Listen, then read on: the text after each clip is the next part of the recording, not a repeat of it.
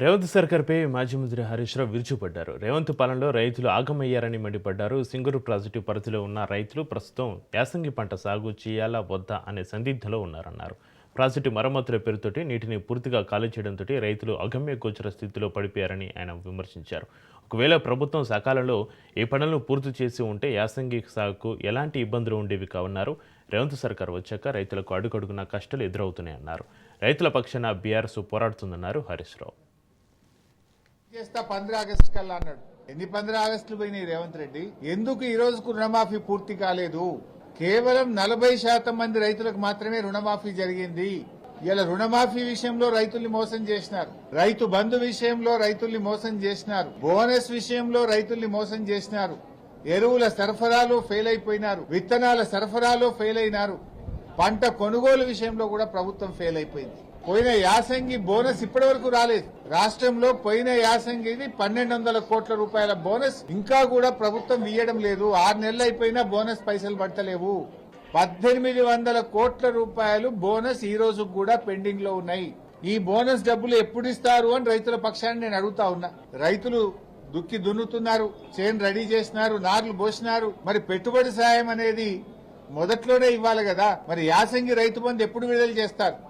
వ్యవసాయానికి కావాల్సిందే యూరియా, నీళ్లు, రెండే కదా కావాల్సింది. అయితే నీళ్లు కావాలి, యూరియా కావాలి, కరెంటు కావాలి. కానీ కాంగ్రెస్ గవర్నమెంట్ ఏమంటుందంటే ఇవాళ వ్యవసాయానికి యాప్లు కావాలి, మ్యాపులు కావాలంటుంది. యూరియా సరఫరా చేయడం చేతగాక ఈ ప్రభుత్వం దొంగ నాటకాలు ఆడుతా ఉంది. మళ్ళీ ఇప్పుడు మ్యాపులు, యాప్ల పేరిట రైతుల ఉసురు పోసుకుంటా ఉన్నారు. ఇది ఒక అనాలోచితమైన చర్య, ఒక తుగ్లక్ చర్య. విరమించుకోవాలని చెప్పి బీఆర్ఎస్ పార్టీ పక్షాన, రైతుల పక్షాన డిమాండ్ చేస్తా ఉన్నాం. సరఫరా పెరిగిందంటారు, స్టాక్ ఉన్నదంటారు, మళ్ళీ యాప్లు మ్యాప్లు ఎందుకు? రైతు వ్యవసాయం చేయాలనా? ఈ యాప్ల చుట్టూ, మ్యాప్ల చుట్టూ, అధికారుల చుట్టూ తిరగాలనా?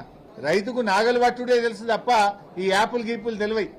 రేపు రైతులే కౌలుకు ఇవ్వని పరిస్థితి ఏర్పడుతుంది. రైతులకు, కౌలు రైతులకు మధ్య పంచాయతీ పెడుతుంది ఇలా కాంగ్రెస్ ప్రభుత్వం. అవసరమైతే కాళేశ్వరం నీళ్లను కూడా మళ్లించి 2 పంటలకు కూడా నీళ్లు అందించింది బీఆర్ఎస్ ప్రభుత్వం. అసలు నేను ఆ రోజు నీటిపారుదల శాఖ మంత్రిగా ఉన్నప్పుడు జీవో ఇచ్చి, యాసంగి పంటకు జీవో ఇచ్చి 3 విడతల్లో ఎన్నెన్ని నీళ్లు ఇస్తామో కూడా పంట సాగు కంటే ముందే జీవో ఇచ్చినాం.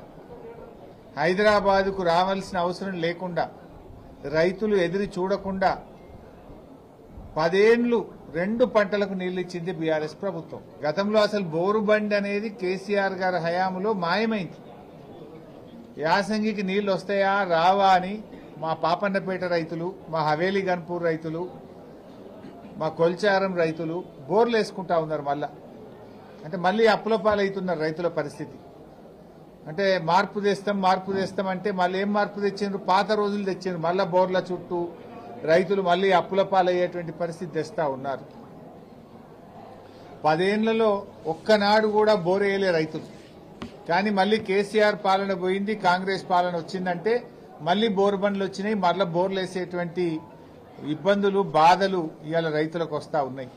మేము యాసంగి రైతు బంధు సాగు చేసిన వాళ్ళకే ఇస్తాం, మిగతా వాళ్ళకి ఎగబెడతామంటున్నాడు. అంటే ఇప్పుడు ఓట్లు అయ్యేదాకా ఆగినరా? యాసంగిలో ఎవరికి ఇస్తారు, ఎవరికి ఇవ్వరు? ఈ రాష్ట్రంలో 50-60 లక్షల ఎకరాల్లో పత్తి సాగు చేసే రైతులు ఉంటారు. వాళ్ళు ఒక పంటనే చేస్తారు, పత్తి 6-7 నెలల పంట. మరి ఆ పత్తి రైతులకు ఇస్తారా, ఇయ్యరా? చెరుకు రైతులు, పసుపు రైతులు, అనేక మంది రైతులు ఉన్నారు.